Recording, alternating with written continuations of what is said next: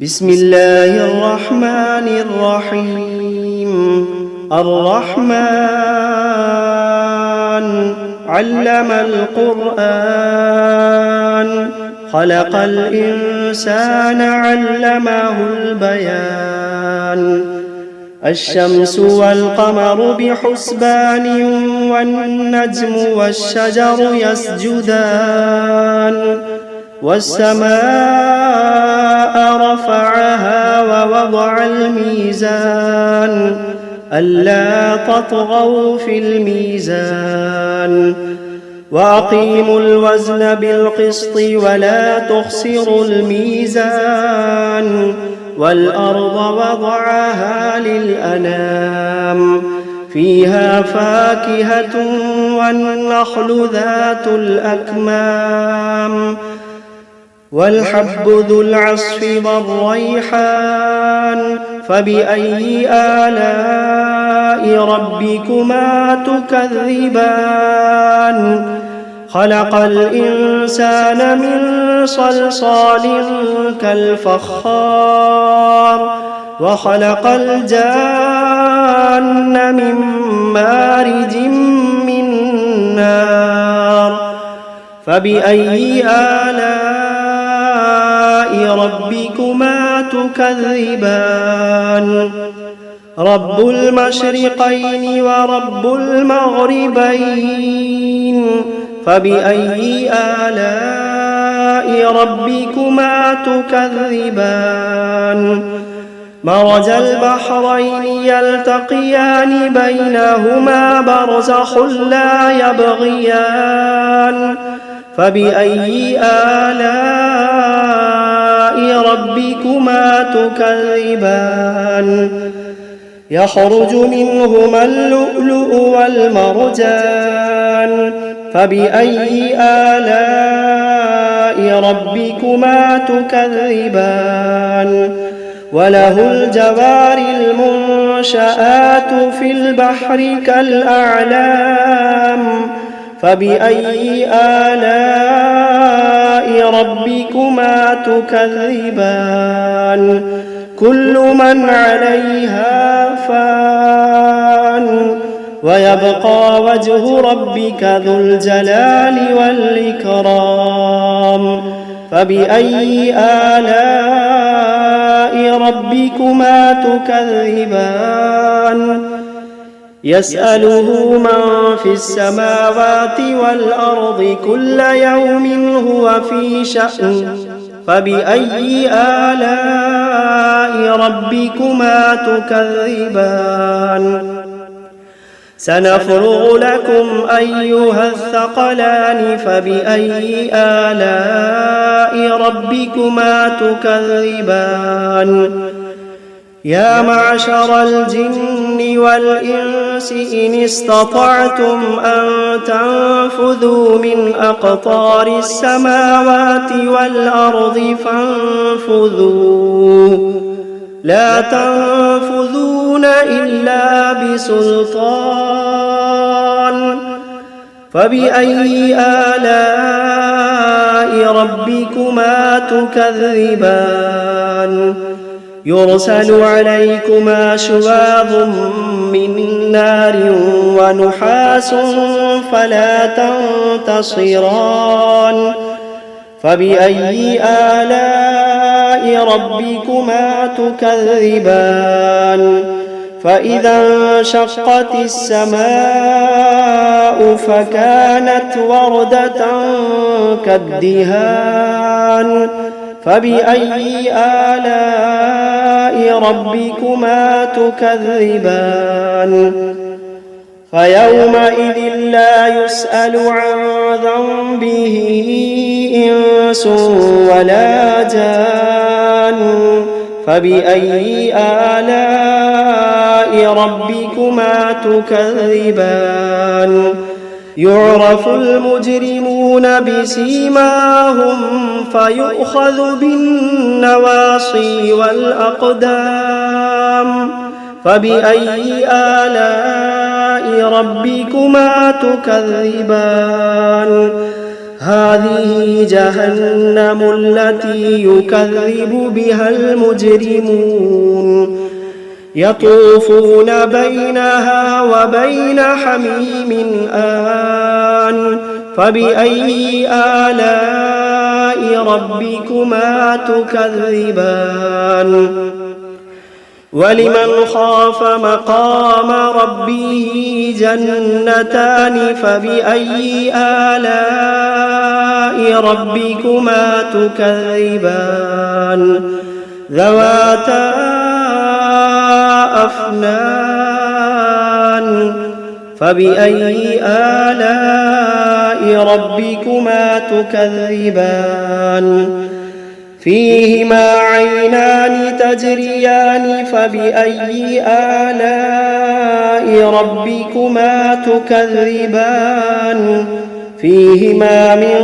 كل فاكهة زوجان فبأي آلاء ربكما تكذبان متكئين على فرش بطائنها من استبرق وجنى الجنتين دان فبأي آلاء ربكما تكذبان فيهن قاصرات الطرف لم يطمثهن إنس قبلهم ولا جان فبأي آلاء ربكما تكذبان كأنهن الياقوت والمرجان فبأي آلاء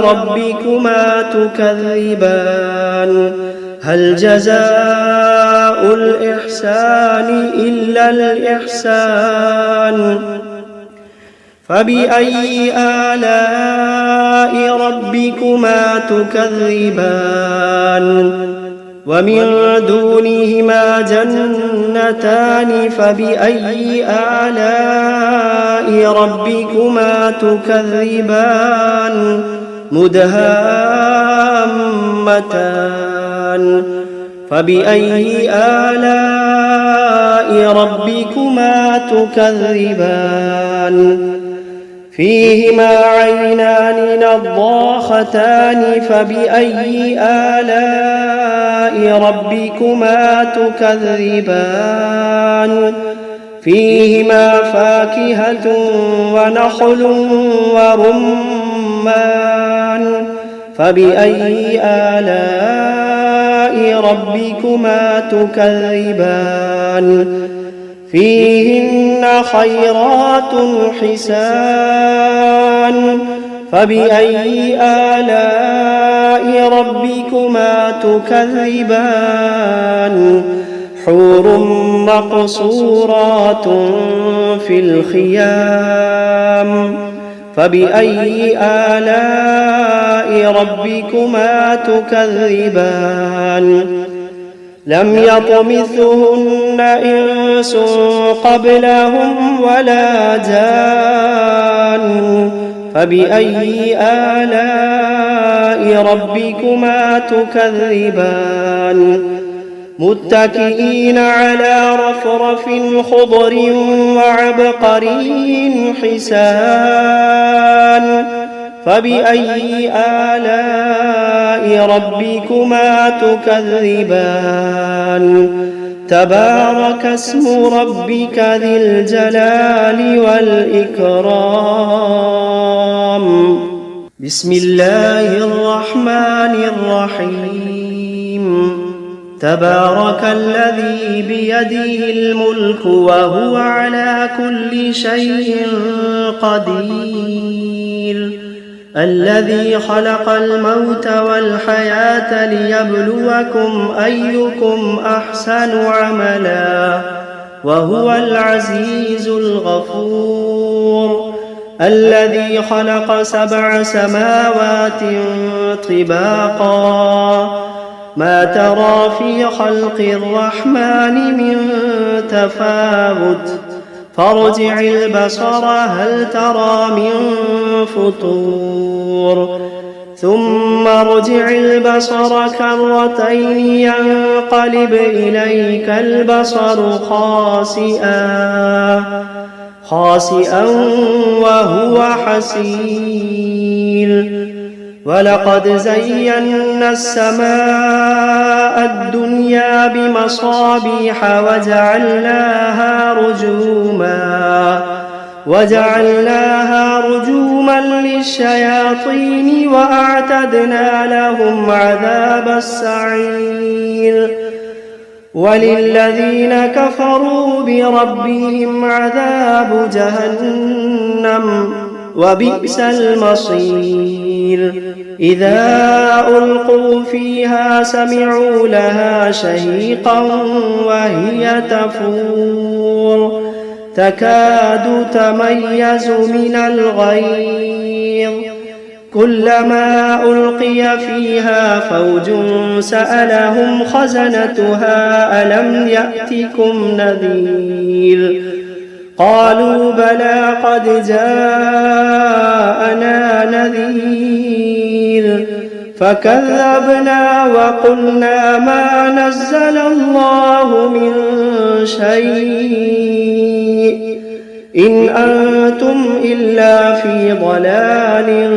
كبير وقالوا لو كنا نسمع أو نعقل ما كنا في أصحاب السعير فاعترفوا بذنبهم فسحقا لأصحاب السعير إن الذين يخشون ربهم بالغيب لهم مغفرة وأجر كبير وأسروا قولكم أو اجهروا به إنه عليم بذات الصدور ألا يعلم من خلق وهو اللطيف الخبير ألا يعلم من خلق وهو اللطيف الخبير هو الذي جعل لكم الأرض ذلولا فامشوا في مناكبها وكلوا من رزقه وإليه النشور أأمنتم من في السماء أن يخسف بكم الأرض فإذا هي تمور أم أمنتم من في السماء أن يرسل عليكم حاصبا فستعلمون كيف نذير ولقد كذب الذين من قبلهم فكيف كان نكير أولم يروا إلى الطير فوقهم صافات ويقبضن ما يمسكوهن إلا الرحمن إنه بكل شيء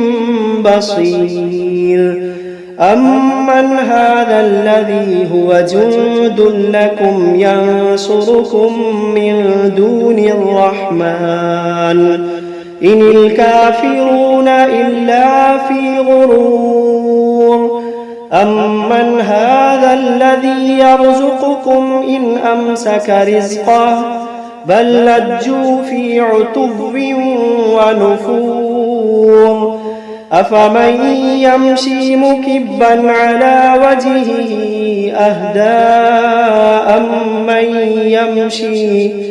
أمن يمشي سويا على صراط مستقيم قل هو الذي أنشأكم وجعل لكم السمع والأبصار والأفئدة قليلا ما تشكرون قل هو الذي ذرأكم في الأرض وإليه تحشرون ويقولون متى هذا الوعد إن كنتم صادقين قل إنما العلم عند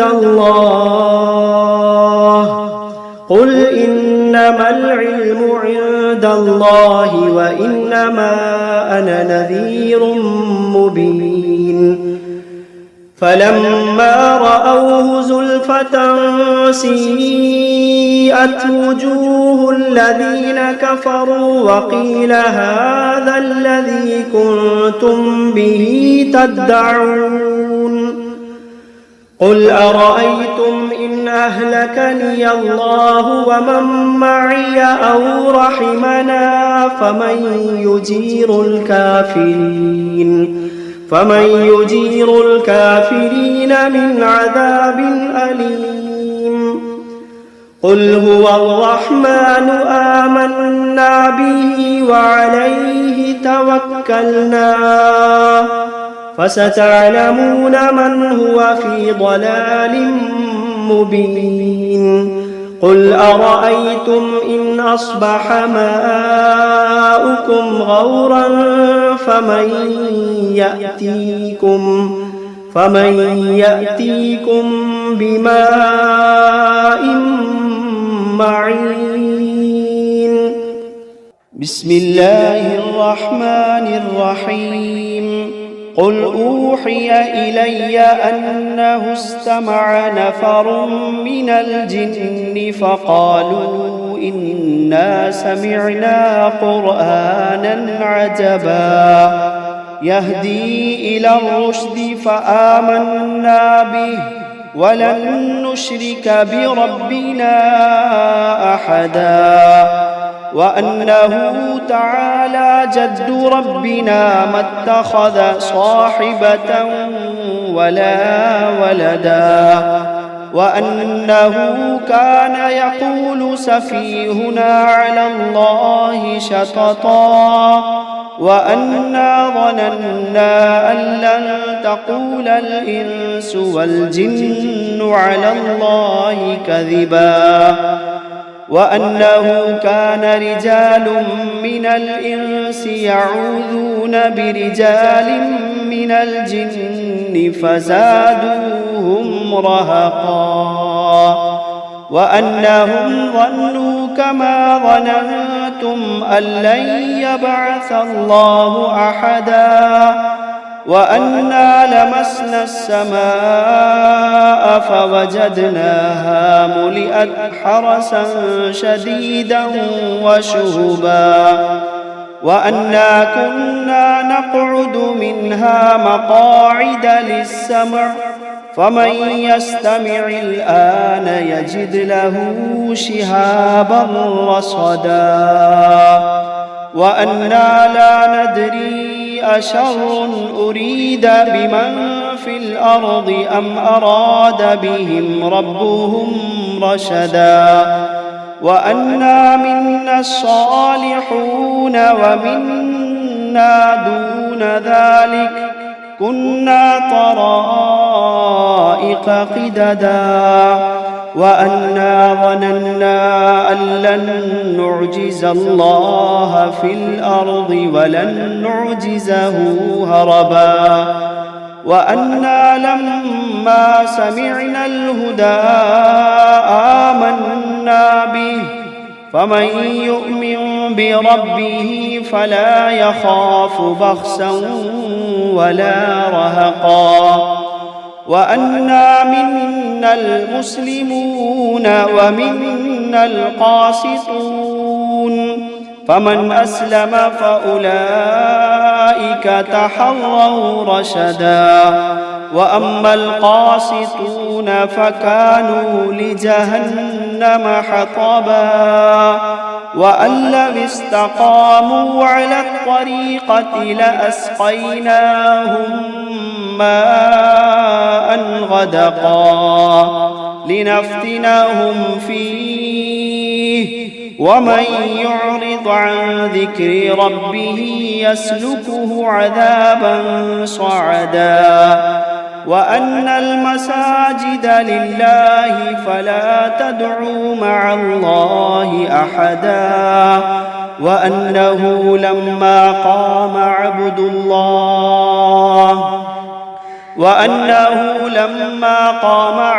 الله يدعوه كادوا يكونون عليه لبدا قل إنما أدعو ربي ولا أشرك به أحدا قل إني لا أملك لكم ضرا ولا رشدا قل إني لا أملك لكم ضرا ولا رشدا قل إني لن يجيرني من الله أحد قل إني لن يجيرني من الله أحد ولن أجد من دونه ملتحدا إلا بلاغا من الله ورسالاته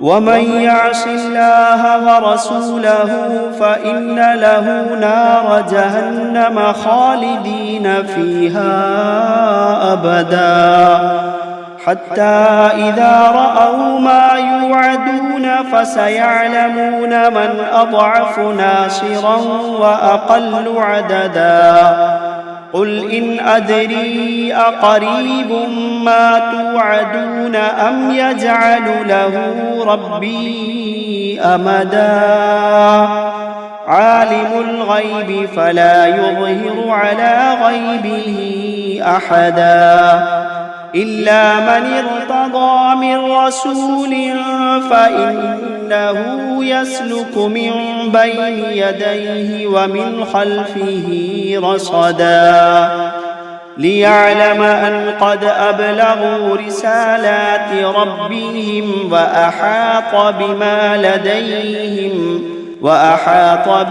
لديهم وأحصى كل شيء عددا.